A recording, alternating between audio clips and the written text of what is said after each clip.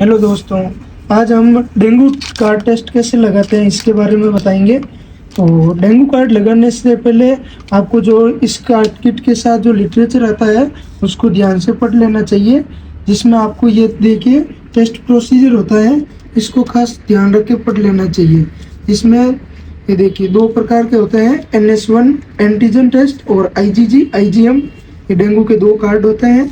और इसमें सबसे पहले देखिए डेंगू NS1 एंटीजन डिवाइस होता है और इसके लिए सीरम या प्लाज्मा दोनों से आप टेस्ट लगा सकते हैं।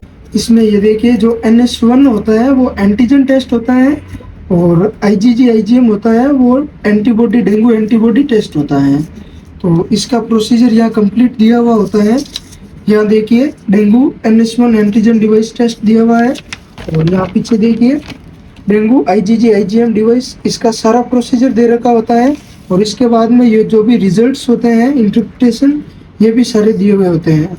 तो खास ध्यान रखें कि सबसे पहले आप इसको पूरे ध्यान से पढ़ लेना चाहिए, उसके बाद जो भी टेस्ट का प्रोसीजर होता है वो शुरू करते हैं। NS1 एंटीजन के लिए 70 माइक्रो प्लाज्मा या सीरम की आवश्यकता होती है और IgG IgM के लिए 10 माइक्रो सैंपल और 2 ड्रॉप बफर की होती है।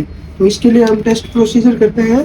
तो इसमें सबसे पहले हम NS1 एंटीजन जिसमें 70 माइक्रो प्लाज्मा यूज करते हैं।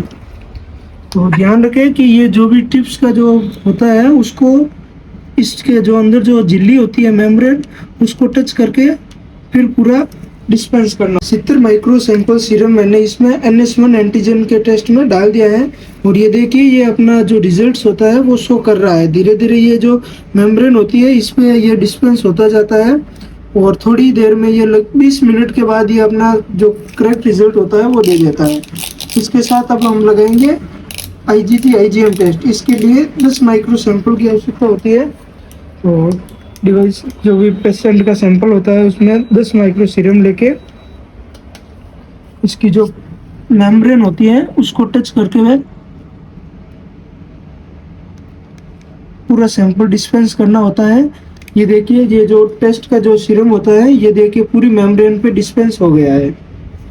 और इसके बाद इसमें दो बफर की डालनी होती है जिसमें ये B लिखा हुआ है, ये शो कर रहा है। तो इसमें 2 ड्रॉप डाल दीजिए। ये लगभग 20 से 25 मिनट के बाद इसका जो रिजल्ट होता है वो नोट करना होता है। 30 मिनट के बाद हमें ये रिजल्ट नोट करना होता है जिसमें NS1 एंटीजन का जो है टेस्ट, उसमें देखिए C कंट्रोल के सामने ये जो रेड लाइन आ रही है इसका मतलब हो गया कि जो हमारा टेस्ट है एंटीजन NS1 एंटीजन वो नेगेटिव है, नॉन रिएक्टिव है। और अगर यहाँ T है टेस्ट के सामने अगर रेड लाइन आती तो उसका मतलब होता है कि जो अपना एंटीजन है डेंगू का वो रिएक्टिव होता है।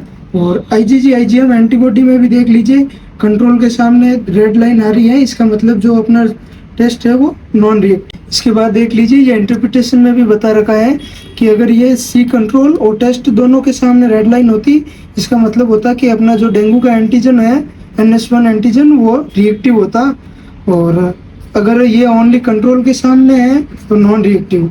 और उसके बाद देख लीजिए इनवैलिड, अगर कंट्रोल के सामने भी रेड लाइन नहीं आ रही है इसका मतलब होता है कि जो अपना कार्ड है वो इनवैलिड है और ये आपको रिप्लेस करके दूसरा रिपीट सैंपल लगाना चाहिए। इसके बाद देखिए dengue IgG IgM antibody device है, इसका देख लीजिए अगर इसमें ये देखिए C कंट्रोल पे ओनली ये रेड लाइन आ रही है इसका मतलब है कि अपना जो टेस्ट है वो नॉन रिएक्टिव है। ये देख लीजिए इसमें जो ये टेस्ट है अपना इससे मैच कर रहा है, नॉन रिएक्टिव है। और इसमें देख लीजिए अगर IgG IgM मतलब M और G दोनों के एंटीबॉडीज के सामने अगर रेड लाइन आती इसका मतलब होता कि अपना जो टेस्ट है IgG एंड IgM दोनों वो रिएक्टिव होते हैं और जो पेशेंट होता है उसके लिए सेकेंडरी डेंगू इन्फेक्शन होता है। और अगर ओनली IgM रिएक्टिव होता है मतलब IgM के सामने रेड लाइन आ रही है इसका मतलब होता है कि जो एंटीबॉडी IgM है वो रिएक्टिव है और इसमें प्राइमरी डेंगू इन्फेक्शन पेशेंट को होता है।